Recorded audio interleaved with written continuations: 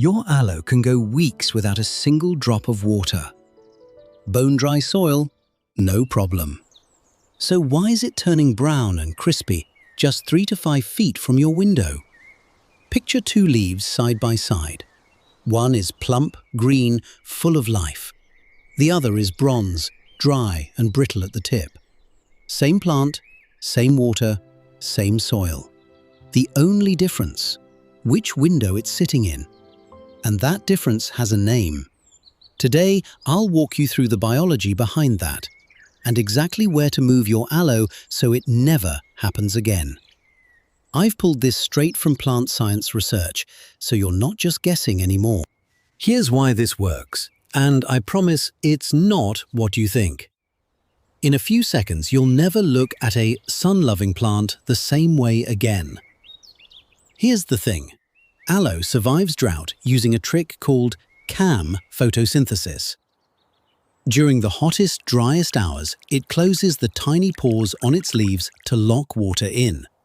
That's brilliant for surviving a drought. But those same pores are also the plant's air conditioning. Close them and the leaf can't cool itself down. So under strong, direct sun trapped behind glass, the leaf's temperature climbs. It just keeps climbing, with nowhere for that heat to go. Now here's the thing. Plant scientists word it different ways, but they land on the same point. A drought-proof plant and a heat-proof plant are not the same thing. Saving water and staying cool are two completely different jobs, and aloe was only built for one of them. So once you know that, you stop blaming yourself and start looking at where the pot is actually sitting. And that's exactly why the leaf turns that bronze or brown color. The heat is breaking down the green pigment inside it. It's not dirt. It's not disease. It's heat damage, plain and simple. And it's not just that it's sunny in the afternoon. Extension experts who study plant damage agree. Afternoon sun is simply more intense than morning sun. And a west-facing window is where that heat really piles up. There's no direct sun hitting that glass in the morning at all. Then the afternoon comes and the outdoor air is already at its hottest. The glass traps it right where your plant is sitting. Now, you might be thinking, wild aloe grows in full, blazing desert sun. Here's the honest answer. It does, but usually up at elevation with cooler, moving air. That's not the same as being stacked behind a pane of hot glass for hours. Sun outdoors and sun trapped behind glass are not the same thing for a leaf. So now you know why it's happening. The real question is, where do you actually put this thing? No need to panic. You don't need a $50 shade cloth. You definitely don't need to haul that heavy pot across the room. Here's why the distance matters so much, and then I'll show you the easy way to do it. So here's the fix. Slide it back 3 to 5 feet from the glass. That's it. That small move takes it out of the hottest, most concentrated part of the light. It also gives the air around it room to breathe, instead of baking against a window. Trust me on this, 3 to 5 feet makes a bigger difference than people expect. No tools needed for the hard part either. If that pot's heavy, you don't need to lift it.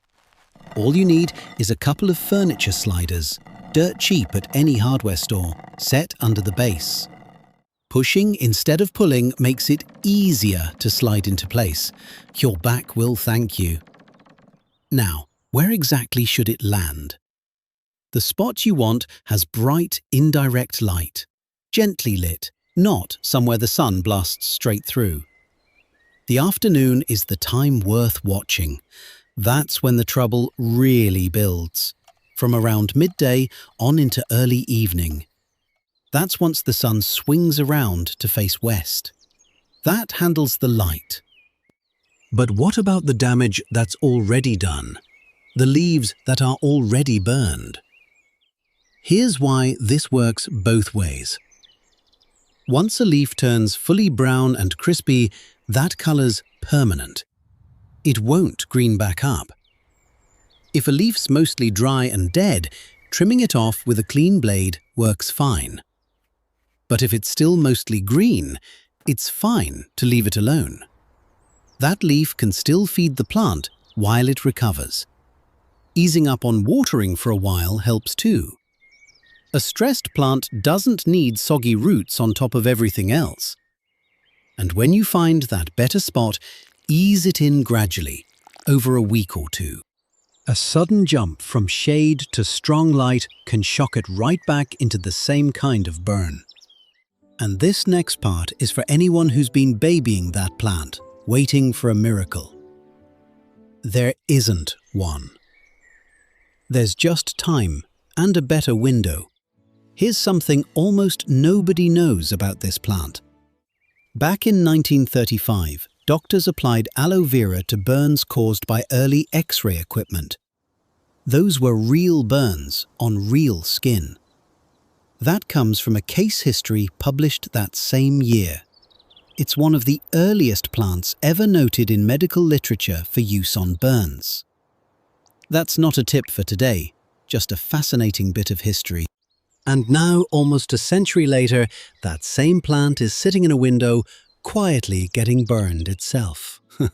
Kind of ironic, isn't it? Anyway, that's exactly why getting this right matters more than people think. So here's the last piece. Keeping it that way, season after season. The sun doesn't sit in the same spot all year. It swings higher in summer and lower in winter. And that means the danger zone in your house moves too. A windowsill that's perfectly safe in March can turn brutal by July. This isn't really a set-it-and-forget-it plant. A 30-second seasonal check usually does the job.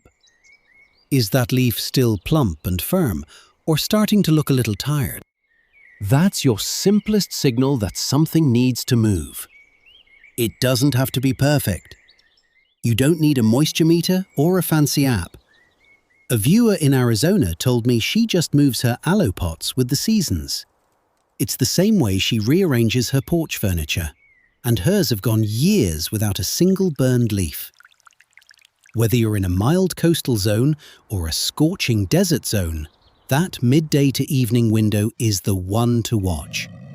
So let's bring this all together. Your aloe isn't weak and it isn't broken. It's just really, really good at one specific job, holding on to water. And that job happens to come with a trade-off. Drought-proof was never the same thing as sun-proof. Moving it back those 3 to 5 feet, then giving it a few weeks, usually does the trick.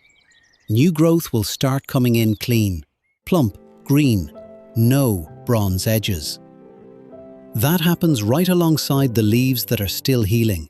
That's Mother Nature's way of telling you the placement's right. 3 to 5 feet of distance does more than a $50 shade cloth ever could. You're the kind of gardener who'd rather just move the pot than buy another product. You're exactly who this channel's for. I'd love to know, what state are you gardening in? Has that aloe been sitting in a west-facing window this whole time? Happy gardening!